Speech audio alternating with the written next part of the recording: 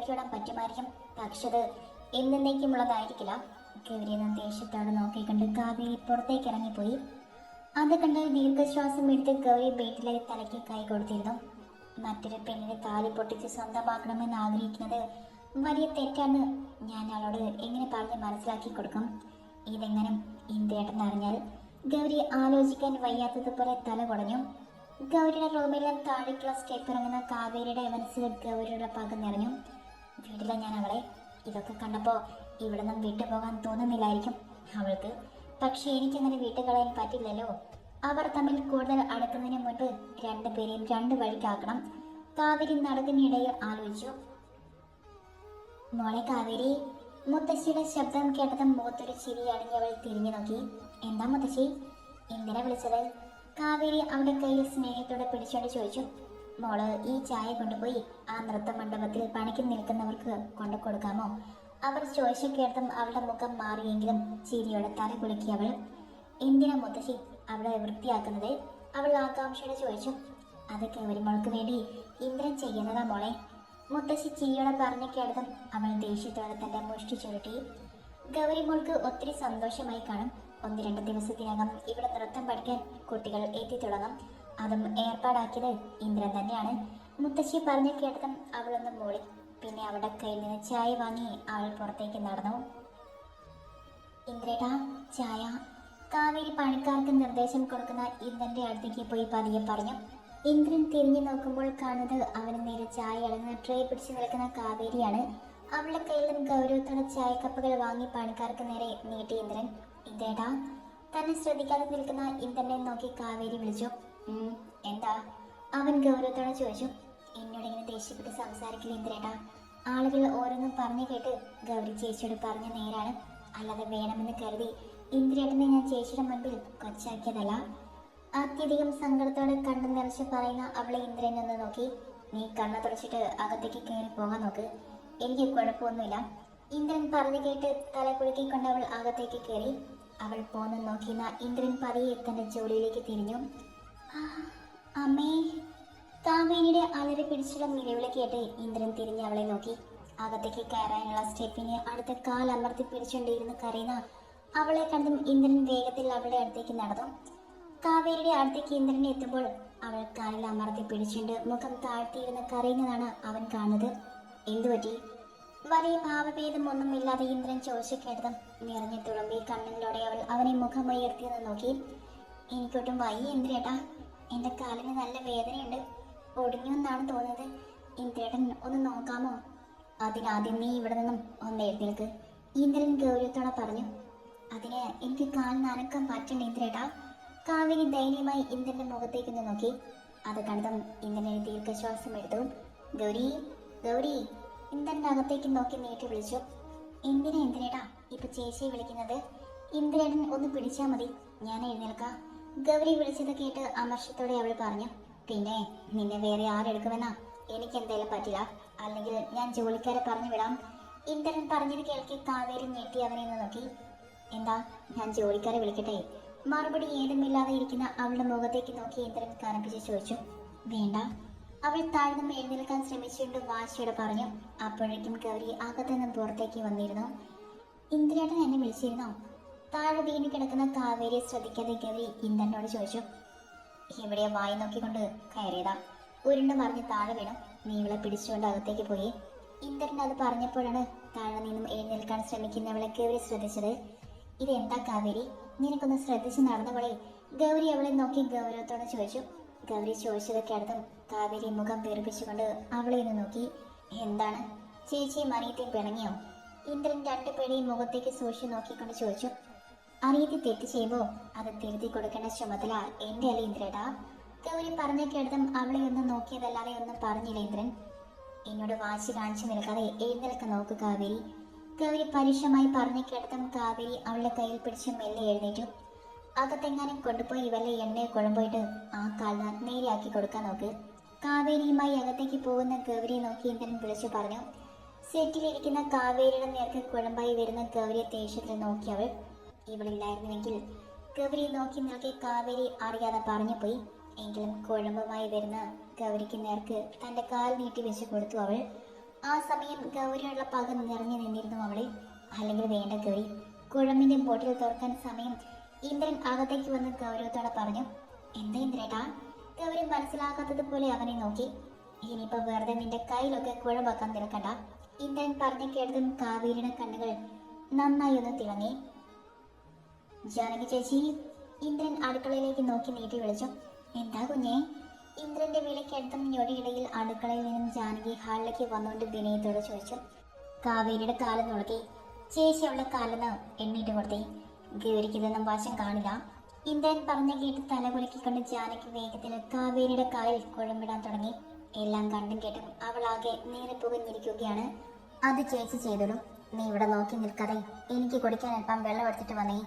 കാവേരിയുടെ കാലിൽ കുഴമ്പിട്ട് കൊടുക്കുന്നത് നോക്കി നിൽക്കുന്ന ഗൗരിയോട് ഇന്ദ്രൻ പറഞ്ഞു കേട്ടതും അവളൊന്ന് തല കുലുക്കിക്കൊണ്ട് അടുക്കളയിലേക്ക് വേഗത്തിൽ നടന്നു. പക്ഷെ അതിനു മുൻപ് തന്നെ കാവേരി ഗൗരിക്ക് നേരെ തന്റെ ഇടത് കാൽ നീട്ടി വെച്ചു. പെട്ടെന്ന് ശ്രദ്ധിക്കാത്തത് കൊണ്ട് തന്നെ ഗൗരി അവളുടെ കാലിൽ ചവിട്ടി മറിഞ്ഞ് താഴേക്ക് വീണിരുന്നു. എന്റെ കാലിൽ മാത്രമല്ല, നിന്റെ കാലിലും ഇത്തിരി വേദന വരട്ടെ. ഗൗരി വീഴുന്നത് നോക്കി അല്പം പരിഹാസത്തോടെ കാവേരി മനസ്സിൽ പറഞ്ഞു. അയ്യോ ഗൗരി. അവൾ വീഴുന്നത് കണ്ടതും വേഗത്തിൽ ഇന്ദ്രൻ അവളുടെ അടുത്തേക്ക് ഇരുന്നുകൊണ്ട് ഗൗരി തന്റെ കൈകൾ കൊണ്ട് ദേഹത്തേക്ക് ഒതുക്കി പിടിച്ചു. ആ ഗൗരി കാലിൽ അമർത്തി പിടിച്ചുകൊണ്ട് വേദനയിലേയും വലിച്ചു. എന്ത് പച്ചടി? ഒട്ടും വയ്യ നിനക്ക്? ഗൗരിയുടെ ചുരുങ്ങി നിൽക്കുന്ന മുഖത്തേക്ക് നോക്കി വെപ്രാളത്തോടെ ഇന്ദ്രൻ ചോദിച്ചു. അത് നോക്കിക്കൊണ്ട് നിന്ന കാവേരി ദേഷ്യത്തോടെ അവരിൽ നിന്ന് മുഖം തിരിച്ചു. കാലുളിക്കെന്ന് തോന്നുന്നു ഇന്ദ്രേട്ടാ, അവൾ അല്പം സങ്കടത്തോടെ പറഞ്ഞു. എവിടെ? ഞാൻ നോക്കട്ടെ. ഇന്ദ്രൻ വേഗത്തിൽ തന്നെ അവളുടെ കാലെടുത്ത് തന്റെ മടിയിൽ വെച്ചുകൊണ്ട് പറഞ്ഞു. എന്റെ കാല് പോലെ ഉളുക്കിയെന്ന് തോന്നുന്നു. ഇപ്പോ എന്റെ കാലുവേദന കുറവുണ്ട് ചേച്ചി. ഗൗരിക്ക് ചേച്ചി ഇട്ടുകൊടുത്തു. കാവേരി പറഞ്ഞതിൽ അല്പം പരിഹാസമുള്ളതുപോലെ തോന്നിയത് കൊണ്ട് ഗൗരി അവളുടെ മുഖത്തേക്കൊന്ന് നോക്കി. കാവേരി പറഞ്ഞതുപോലെ ജാനകി കയ്യിൽ കുഴമ്പുമായി ഗൗരിയുടെ അടുത്തേക്ക് ഇരുന്നു. എന്താ ഈ ചെയ്യാൻ പോകുന്നത്? ഇന്ദ്രൻ അവളുടെ മുഖത്തേക്ക് നോക്കി കടുപ്പിച്ചുകൊണ്ട് ചോദിച്ചു. അല്ല കുഞ്ഞെ, ഗൗരി മോൾക്ക് കാലിൽ കുഴമ്പിടാൻ. ഇന്ദ്രന്റെ മുഖത്തെ ഗൗരവത്തിലേക്ക് നോക്കി അല്പം പതർച്ചയോടെ ജാനകി പറഞ്ഞു. എന്റെ ഭാര്യയ്ക്ക് എന്തെങ്കിലും അസുഖം വന്നാൽ നോക്കാൻ എനിക്കറിയാം. തൽക്കാലം ഇവളുടെ കാലിൽ ഞാൻ കുഴമ്പിട്ട് കൊടുത്തോളാം. ഇന്ദ്രൻ പറഞ്ഞുകൊണ്ട് ഗൗരി തന്റെ കയ്യിൽ കോരിയെടുത്തു. ഇന്ദ്രേട്ടാ, എന്നെ താഴെ ഇരിക്ക്, ഞാൻ നടന്നോളാം.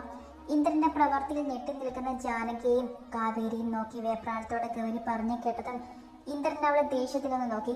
അടങ്ങിക്കിടക്കടേ അവിടെ, ഇല്ലെങ്കിൽ ഇപ്പോൾ നിന്റെ മറ്റേ കാലം കൂടെ ഞാൻ പിടിച്ചോടിച്ചു വെക്കും. ഇന്ദ്രന്റെ ദേഷ്യത്തോടെയുള്ള വാക്കുകൾ കേട്ടതും ഗൗരി ദയനീയമായി അവന്റെ മുഖത്തേക്ക് നോക്കിക്കൊണ്ട് മിണ്ടാതെ കിടന്നു. ചേച്ചി കടകളിൽ വേറെ ജോലിയില്ലേ? തന്നെയും ഗൗരിയും മാറി മാറി നോക്കി നിൽക്കുന്ന ജാനകിയോട് ഇന്ദ്രൻ ചോദിച്ചു കേട്ടതും അവർ തല കുലുക്കിക്കൊണ്ട് വേഗത്തിൽ അടുക്കളയിലേക്ക് പോയി. ചേച്ചിക്ക് കുഴമ്പ് ഞാൻ ഇട്ട് കൊടുത്തോളാം ഇന്ദ്രേട്ടാ. പുറത്ത് പണിക്കാരൊക്കെയുള്ളതല്ലേ, ഇന്ദ്രേട്ടൻ വേണമെങ്കിൽ അങ്ങോട്ട് പോയിക്കോളൂ. ഇന്ദ്രൻ കുഴമ്പിന്റെ അടപ്പ് തുറക്കുന്നത് കണ്ടതും ദേഷ്യം മുതൽ ഒതുക്കിക്കൊണ്ട് കാവേരി പറഞ്ഞു. ഞാൻ നേരത്തെ പറഞ്ഞത് നീയും കൂടെ കേട്ടതല്ലേ കാവേരി?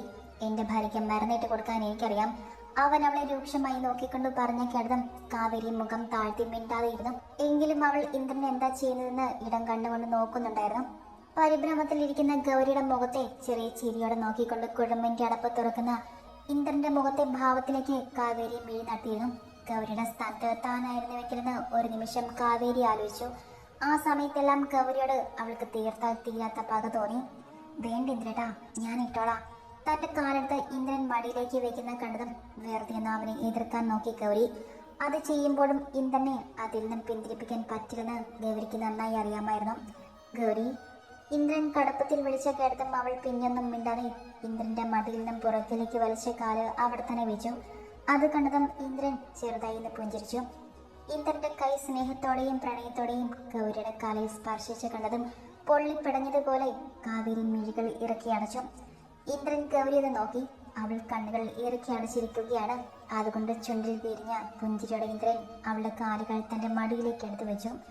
കണ്ണുകൾ അടച്ച് മുഖം തിരിച്ചിരിക്കുന്ന കാവേരിയുടെ മുഖത്ത് നോക്കിക്കൊണ്ട് മെല്ലെ ഗൗരി കണ്ണുകൾ തുറന്നു.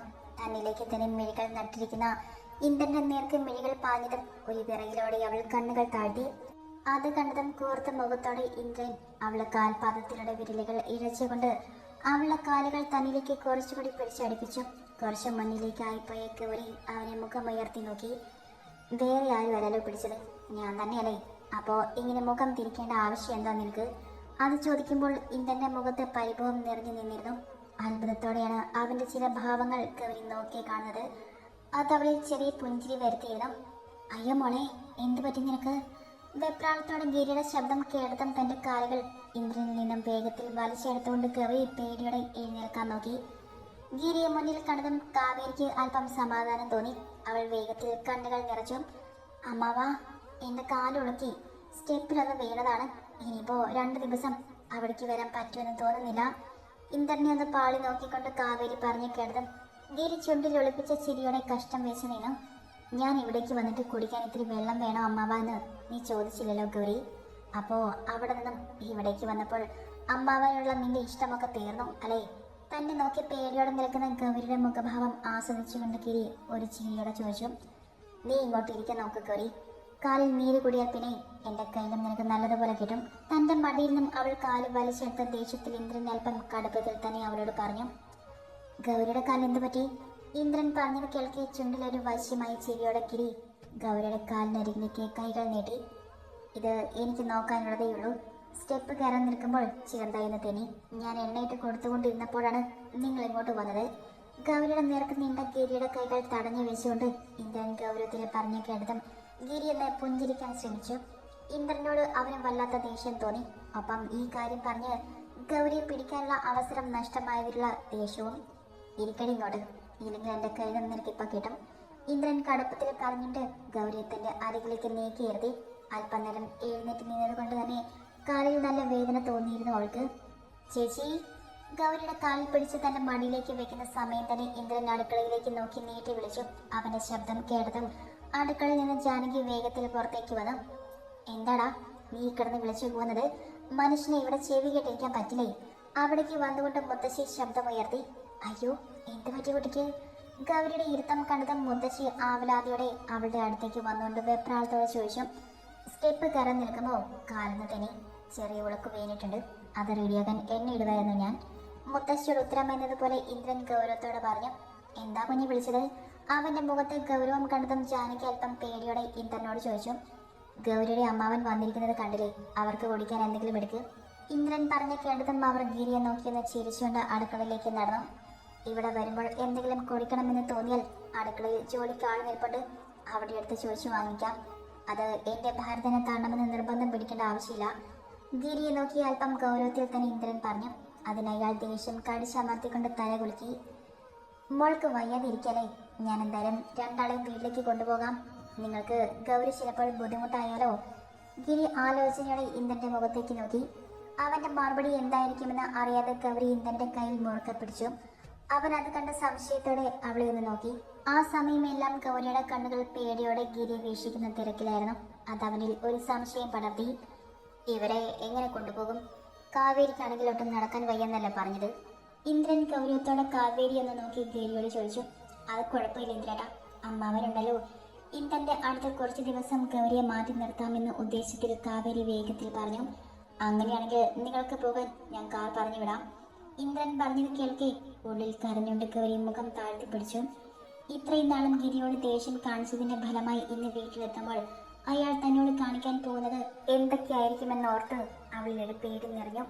അതിന്റെ ഫലമായി തന്നെ ഗൗരിയുടെ കണ്ണുകൾ ചുവന്ന് കലങ്ങാൻ തുടങ്ങി. എങ്കിൽ പിന്നെ അധിക സമയം കളയണ്ട, നമുക്ക് പെട്ടെന്ന് തന്നെ ഇറങ്ങാം. ഗൗരിയും കൂടി തന്റെ ഒപ്പം വരുന്നുണ്ടെന്ന് അറിവിൽ ഗിരി ആവേശത്തോടെ പറഞ്ഞു. അതിന് ഇന്ദ്രൻ ഒന്ന് അമർത്തി മോളി.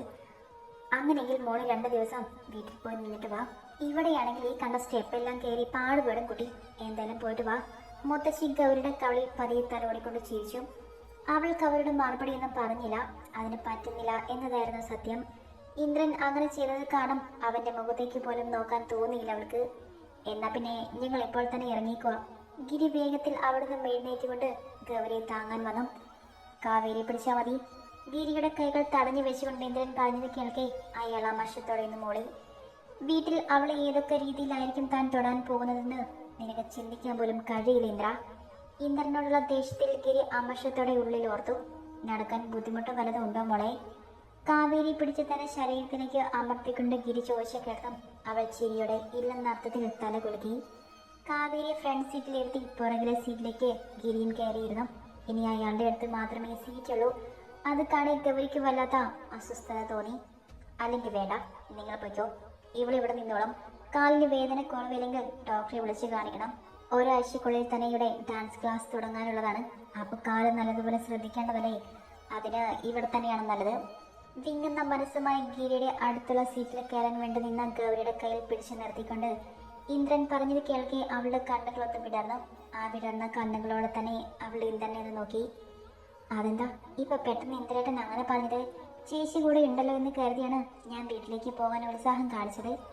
ഇന്ദ്രൻ പറഞ്ഞത് കേൾക്കെ അമർഷം ഉള്ളിൽ ഒതുക്കിക്കൊണ്ട് കാവേരി അല്പം സങ്കടം വരുത്തി ചോദിച്ചു. തൽക്കാലം നീ വീട്ടിലേക്ക് തിരിക്കുക കാവേരി, ഗൗരി ഇപ്പോ അവിടേക്ക് വരുന്നില്ല. അവന്റെ ശബ്ദത്തിൽ കടുപ്പം നിറഞ്ഞതും ദേഷ്യത്തോടെ ഇന്ന് തല കുലുക്കിപ്പോയി ഗിരിയും കാവേരിയും.